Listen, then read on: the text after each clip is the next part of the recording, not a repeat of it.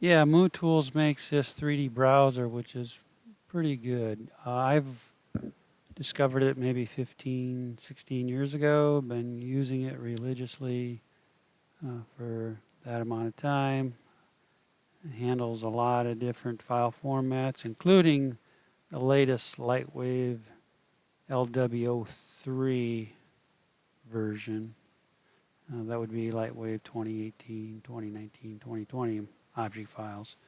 It also reads the scene files too, uh, so that's nice. Uh, Here you can see all the different file formats that it reads, and as you can see right here where it says 3D Studio Max, you need to use the provided plugin, and you have to have 3D Studio Max, you know, up and running on your box. That's the only way it works. Uh, I don't have 3D Studio Max, but that's the way how I understand that it works. Uh, so yeah, here it is, and oh yeah, it reads L- LXO files, which are Lexology or Moto files. That was added a year or so ago.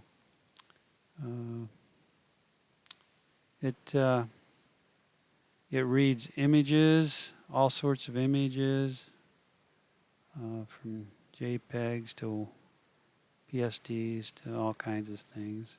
So it's I kind of use it as a um, image viewer as well.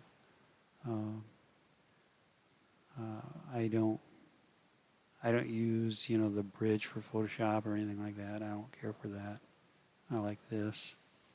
Uh, and let me go down here to some 3D objects. So yeah, it reads all these 3D objects. Now, one thing really neat about it is if we go over here to Modeler, if I go to load an object, this is using the Windows 10 file requester. And as you can see, we get thumbnails of the objects. Just like if these were JPEGs, you get little thumbnails.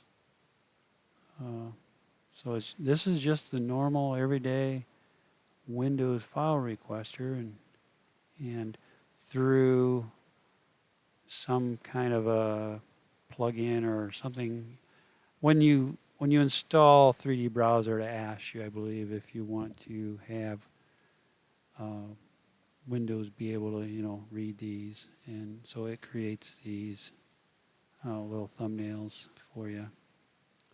But yeah, it's very nice. The other thing that another way you can use it, you can just grab and drag, pop it in place. I find it very useful when I'm in layout. If I'm decorating out a room or something, I can just grab these pieces and drop them in, and everything. The other thing too, the uh, the viewer itself, if you have a layered object, you can go through the different layers in your object too. But it's super duper handy. Really, the best thing that I like about it is the fact that uh, the file requester. Now here's a file requester. I'm in Affinity Photo, and you can see there's thumbnails of the Affinity Photo file format, TIFFs, PSDs. Uh, I this is the only way I know of it be able to have a thumbnail or a visual representation of a PSD using your standard file requester. So that's super nice to have that visual feedback in a file requester. So to have that visual feedback in a file requester for object files and images and things like that, it's really really useful, really useful. So yeah, I highly recommend it. Uh, it's can be prone to crashing, but again, if it does, it fires back up real quick. So, but it's really cool. And there's different, you can different view it different ways, just like most other applications. Uh, it will show uh, images, uh, images on your objects. Uh, Sometimes, not all the time. It kind of depends on how the image is mapped, whether it's, uh, like here you can see the image, whether it's UV mapped or whatnot. Let's go into, yeah, there you go, see.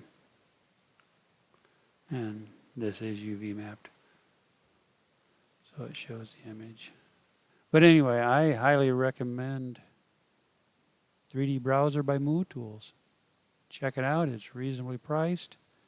Uh, he upgrades it quite often, but he doesn't have ordinal upgrades. I mean, not every year. It's maybe every 2 or 3 years, where you actually have to pay for an upgrade. But he's continually working on it and has fixes come out, probably once every 3 or 4 months, probably, quite often. So it's good tool. Highly recommended.